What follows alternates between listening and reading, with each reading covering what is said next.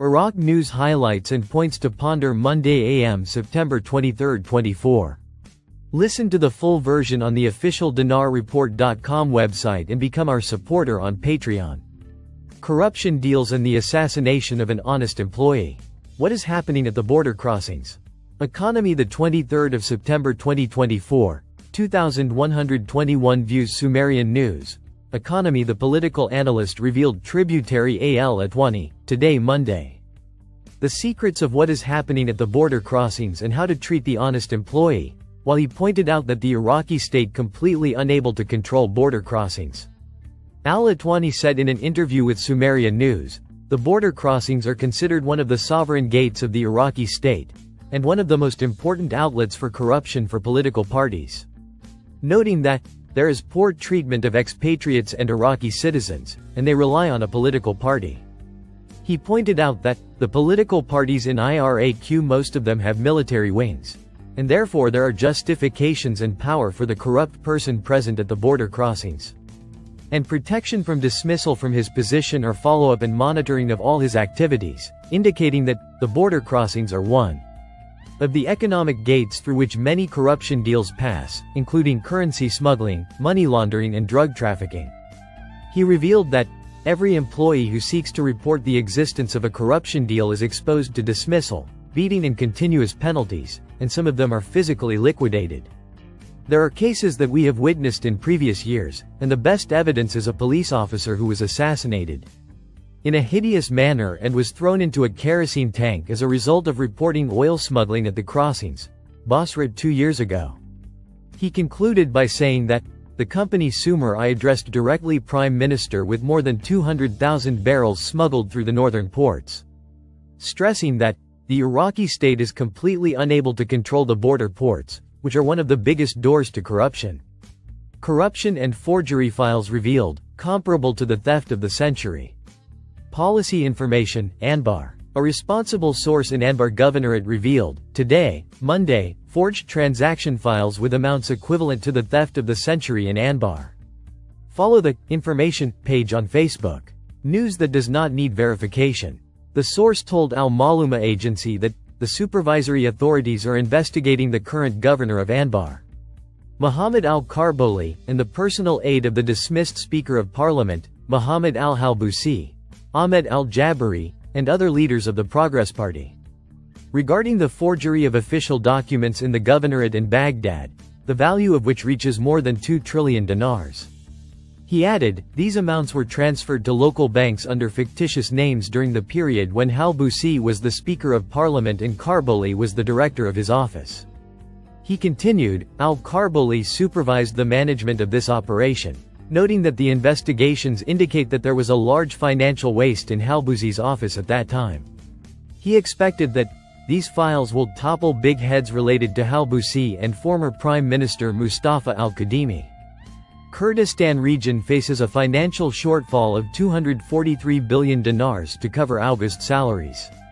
The 23rd of September 2024 Shafaq News, an informed source reported on Monday that the Kurdistan region needs 998 billion Iraqi dinars to cover the salaries of last August.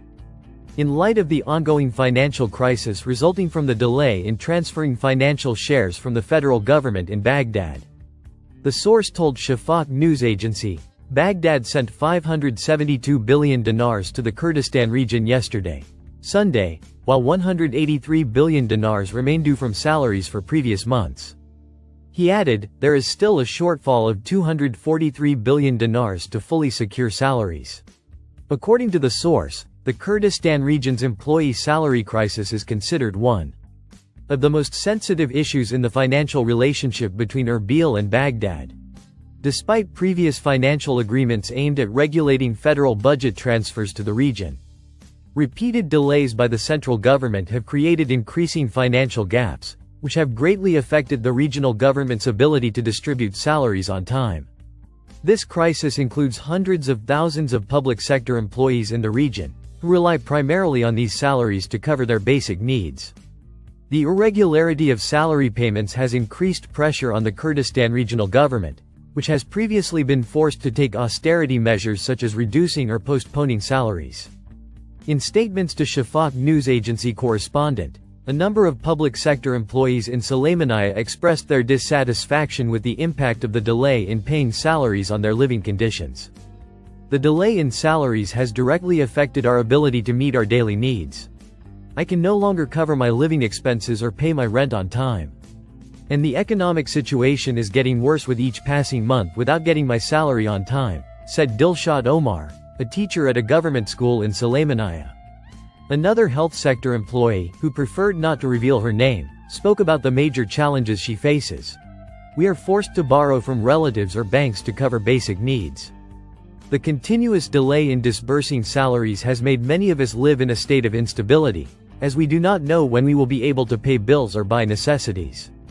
Regarding the impact of delayed salaries on market activity, Ibrahim Ahmed, a grocery store owner in Sulaymaniyah, said, "Since the beginning of the salary crisis, market activity has declined significantly. Many customers used to buy in installments or request to postpone payment until they received their salaries, but this continuous delay has made many of them unable to pay their debts or make large purchases." He added, "The commercial movement has become weak, especially in times of financial crises, as people have started to buy only the essentials, and even these have seen their sales decline significantly. We, as traders, suffer just like employees, as we also depend on the strength of the market, and if people do not have money, it is natural that everyone will be affected."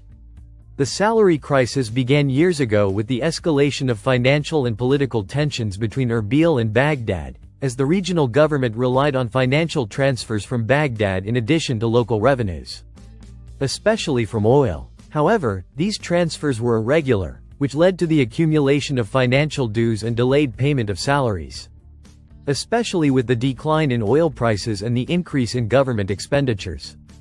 With no clear solutions in the near term, the salary crisis remains one of the major challenges facing the regional government, especially in light of the difficult economic conditions and the decline in available financial resources. The Ministry of Finance and Economy in the Kurdistan region announced yesterday, Sunday, the deposit of a sum of money amounting to about 100 billion dinars in financial revenues for non-oil revenues for last May. Full text of al-Sudani's speech at the Future Summit in New York. Baghdad today. Baghdad Prime Minister Mohammed Shia al-Sudani stressed, today, Sunday, September 22, 2024, the importance of adopting clear strategies for using artificial intelligence in a safe and responsible manner to serve humanity. Al-Sudani participated in the Future Summit, which was held in New York today, Sunday, on the sidelines of the 79th session of the United Nations General Assembly. The summit aims to enhance cooperation on key challenges and bridge gaps in global governance, reaffirm existing commitments to the Sustainable Development Goals, Global Goals, and the UN Charter, and lay the foundations for more effective global cooperation that can address today's challenges and emerging threats in the future. Al-Sudani delivered a rock speech at the summit, during which he stressed the pursuit of serious steps towards achieving sustainable development and effective response to the goals of the National Development Plan, 2024 to 2028, by adopting comprehensive strategic reforms. The following are the most important points made in the Prime Minister's speech at the Future Summit. We work to enhance economic reform and improve the conditions of the most vulnerable groups. We have adopted a strategy that advances vulnerable groups in terms of social justice, building human resource capacities through developing education and health, and caring for youth and women. Committed to establishing the concepts of climate justice, especially in combating drought and desertification and ensuring the sustainability of water resources and food security. Addressing climate challenges requires effective international cooperation within the framework of the United Nations Framework Convention and the Paris Agreement. We stress the need to give Iraq priority in climate finance, as it is one of the most affected countries, and we have begun implementing our commitments set forth in the National Contributions document. We support investments that aim to diversify the economy away from oil, with our focus on the role of the private sector in providing job opportunities. Sustainable development requires ambitious investments, and we are keen to provide incentives to the private sector and invest in renewable energy projects. We strengthen our international relations on the basis of mutual respect and common interests, and adhere to the principle of not allowing our territories to be used to attack other countries. We support all efforts to promote human rights and involve civil society organizations in achieving development goals. Achieving peace requires a joint international effort, and diplomacy and dialogue are key to achieving stability. We call for strengthening international cooperation in the areas of land, maritime, cyber, and outer space security, in order to ensure comprehensive security. Science and technology are the basis of sustainable development, and we are working to move to the digital economy and provide an integrated database to support decision-making. We seek to enhance international cooperation in the field of technology transfer and capacity building, while supporting Iraqi inventors in every forum. We encourage scientific research in clean oil and gas technologies, and work to enhance technical education to provide young people with the skills required for the modern labor market. Strengthening international cooperation is essential to ensure that countries have access to the tools and capabilities needed to harness AI responsibly and ethically. We seek to provide a supportive environment for youth by holding workshops to enhance their role in development. We are keen to provide advanced educational opportunities and training programs, and we cooperate with the United Nations to develop indicators to measure youth development.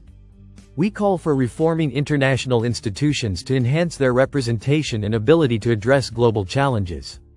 We are committed to public sector governance, combating corruption, removing obstacles to private sector growth, and focusing on accelerating digital transformation and enforcing laws to hold violators accountable.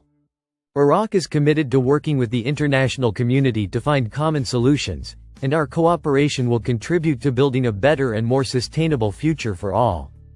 Listen to the full version on the official dinarreport.com website and become our supporter on Patreon.